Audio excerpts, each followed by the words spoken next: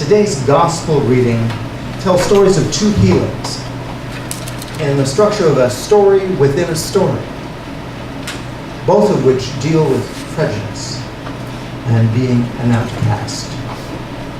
We all know the story of the Good Samaritan, right? The outsider who's willing to touch, to help the unclean.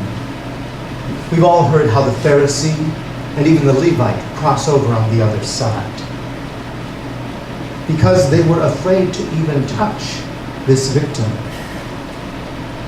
Because if this victim was dead, just by touching them would make them unclean, requiring ceremonial cleansing and being barred from entry into the temple for 7 days.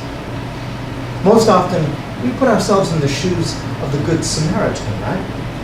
Helping his neighbor. But today I'd like you to think as if we were that victim.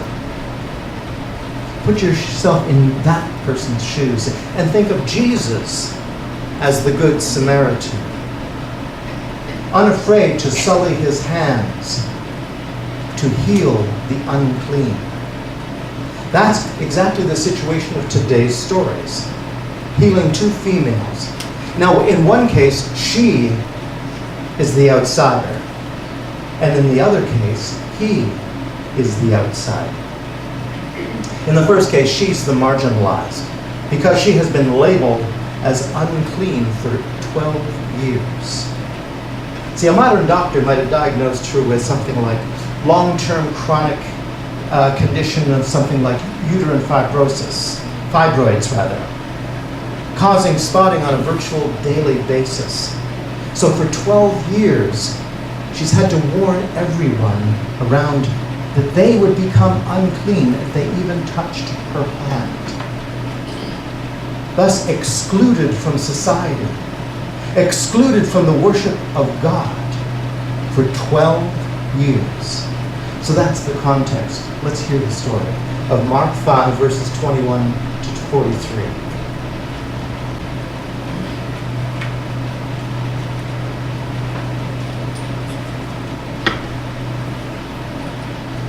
When Jesus had again crossed over by boat to the other side of the lake, a large crowd gathered around him while he was by the lake. Then one of the synagogue leaders named Jairus came, and when he saw Jesus, he fell at his feet. He pleaded earnestly with him, "My little daughter is dying. Please come and put your hands on her so that she will be healed and live." So Jesus went with him. A large crowd followed and pressed around him. And a woman was there who had been subject to bleeding for 12 years. She had suffered a great deal under the care of many doctors and had spent all she had. Yet, instead of getting better, she grew worse. So when she heard about Jesus, she came up behind him in the crowd, and she touched his cloak. Because she thought, if I just touch his clothes, I will be healed. And immediately, her bleeding stopped, and she felt in her body that she was freed from her suffering. At once, Jesus realized that power had gone out from him. He turned around in the crowd and asked, "Who touched my clothes?" And his disciples answered, "You see the people crowded around you, and yet you ask, 'Who touched me?'" But Jesus kept looking around to see who had done it. Then the woman, knowing what had happened to her, came and fell at his feet, trembling with fear, told him the whole truth. And he said to her, "Daughter, your faith has healed you. Go in peace and be freed from suffering.